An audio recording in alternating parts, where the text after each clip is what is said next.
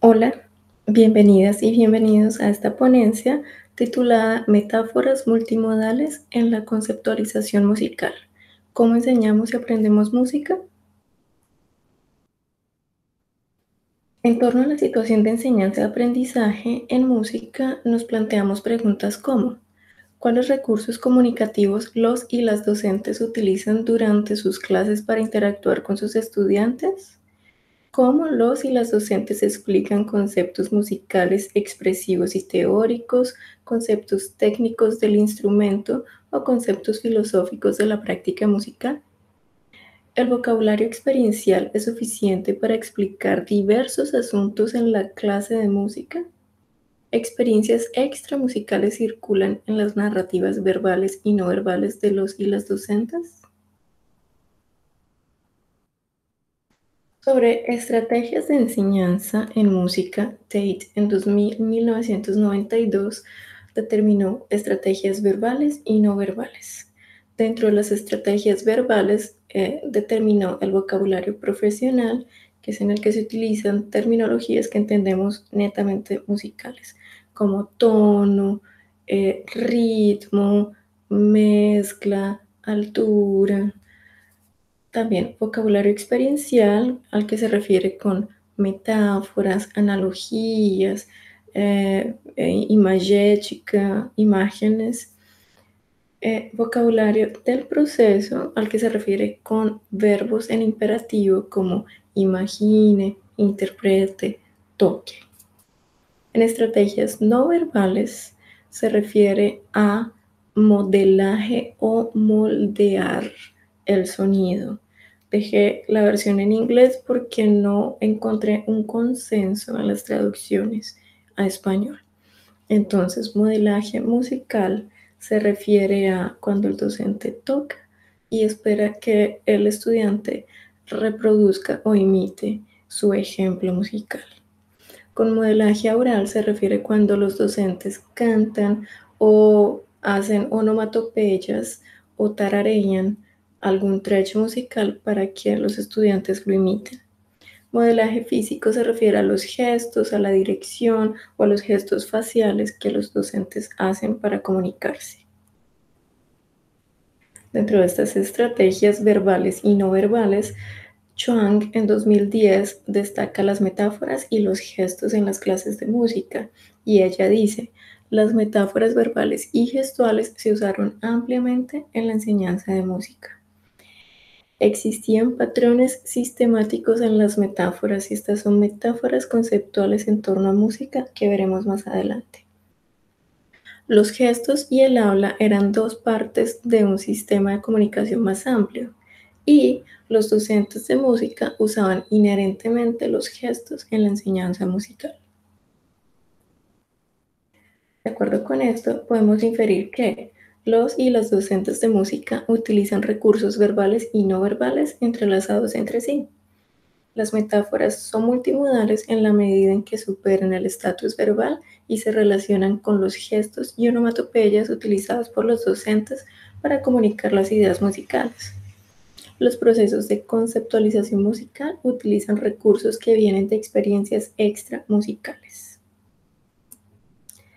Pero, ¿cómo se pueden explicar estos fenómenos? Para esto traemos las metáforas conceptuales, el pensamiento metafórico y la cognición incorporada para buscar entender estos fenómenos. Dentro de las metáforas conceptuales, Lakoff y Johnson en 1980 explican que las metáforas tienen como esencia el objetivo de explicar una cosa en términos de otra. O sea, tomo un dominio fuente y utilizo algunas de sus cualidades para explicar un dominio meta.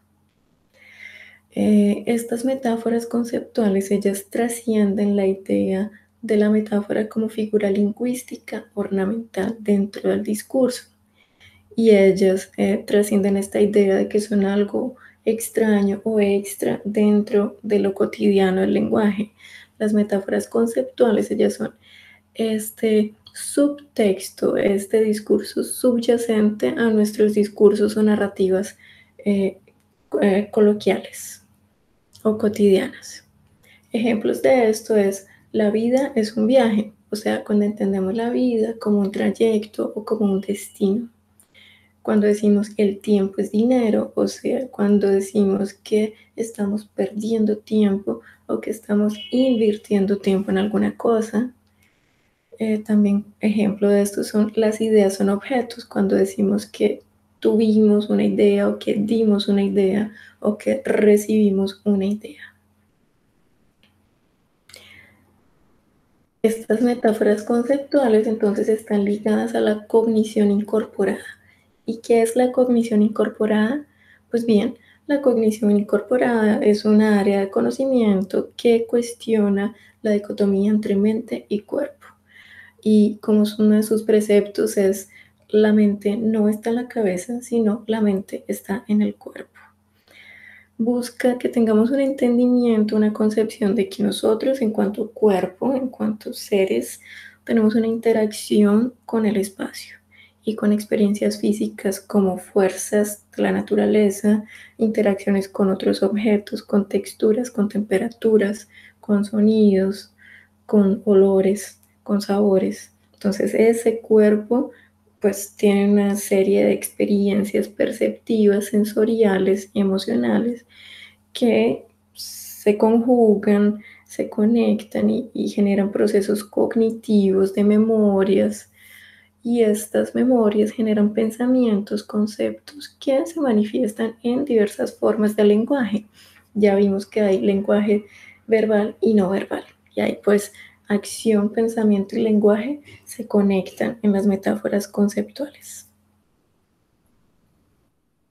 Estas metáforas conceptuales pues tienen un origen, y ese origen es cuando somos bebés y estamos en la fase prelingüística, cuando somos bebés cuidados por adultos.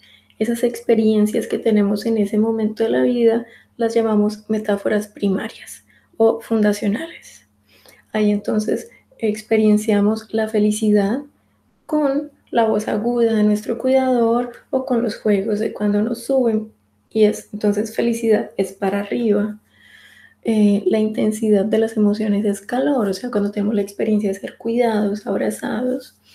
Lo bueno es brillante, lo malo es oscuro. Y eso tiene que ver con la experiencia de la ausencia o presencia de luz cuando somos bebés.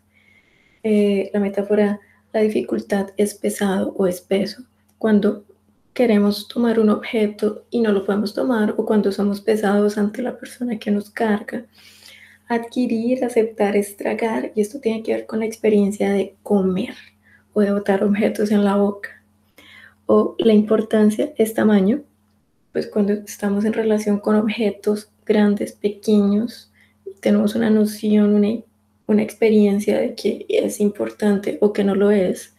La simpatía es suavidad cuando somos bien tratados. Vemos entonces que estas metáforas primarias las vamos a llevar a lo largo de la vida, y cuando entramos en nuestra fase lingüística, pues empezamos a conceptualizar la vida y varios aspectos de la vida, entre esos la música.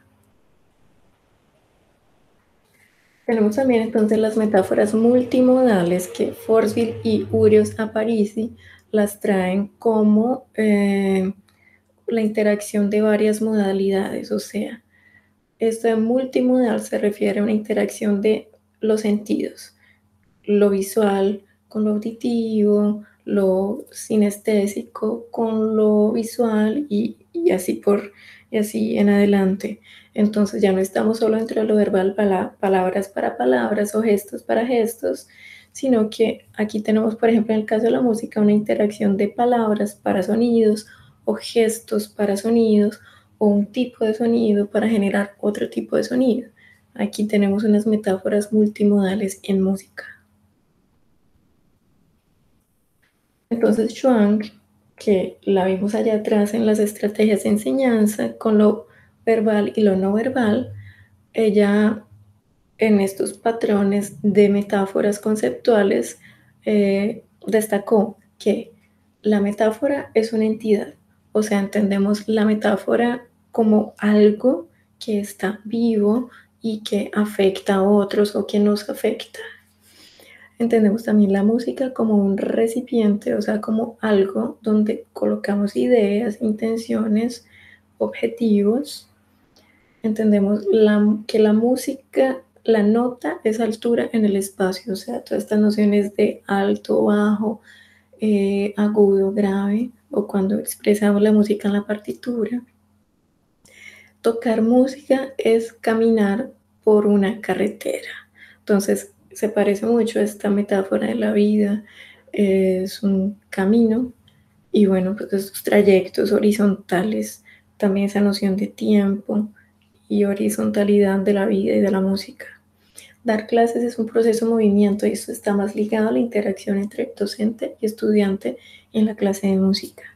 Prestar atención para X cosa es estar viéndolo. Entonces son estos llamados de atención de mira o ve tal cosa, pero pues muchas veces refiriéndonos a una cualidad sonora. Tiempo pasando es una entidad en movimiento horizontalmente. Bueno, también se parece a esta metáfora de tocar. Música es caminar por una carretera. Entonces son experiencias del mundo físico que las traemos a los conceptos musicales. Otros dominios conceptuales de la música como altura, intensidad, dirección, carácter, emoción, pues claramente vienen de otras experiencias y las necesitamos traer para la música porque si no, no tendríamos cómo expresar ideas sobre ella, cómo conceptualizarla y expresarla. Terminando entonces, pues los músicos, docentes, estudiantes de música, constantemente cuando pensamos y conceptualizamos, interpretamos y hablamos sobre música, estamos sumergiéndonos e invitando a otros a sumergirse en experiencias cognitivas multimodales de gran intensidad, en las que lenguajes verbales, sonoros y visuales están íntimamente asociados, generando experiencias perceptivas, sensoriales y emocionales marcantes en la experiencia humana. Esto quiere decir que la música, mucho más allá de nuestras vanidades, de nuestros miedos, de nuestras expectativas o de las supuestas expectativas de nuestros asistentes, la música es una experiencia cognitiva para nosotros quienes la producimos, para quienes la piensan, para quienes la escuchan. Una experiencia cognitiva sensorial. Aquí entonces algunas otras bibliografías recomendadas sobre el asunto y agradezco al Cuarto Congreso de Investigación en Música y a las instituciones que lo organizaron, así como a cada una de las personas que asistió a esta ponencia. Muchas gracias.